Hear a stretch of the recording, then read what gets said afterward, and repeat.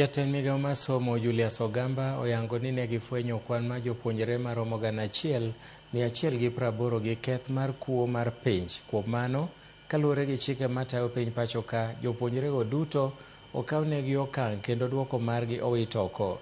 Ogamba noloso e boma ma Eldoret kama nochiwo duoko mar penj maduong' mar KCSE ma higa mokalo. I wish to reiterate that our stand on the integrity of examinations. In November last year, we indicated that there were reported cases under investigation and that action would be taken upon conclusion of the investigations. At the conclusion of the KCSE examination, 1,180 candidates were found to have been involved in examination irregularities.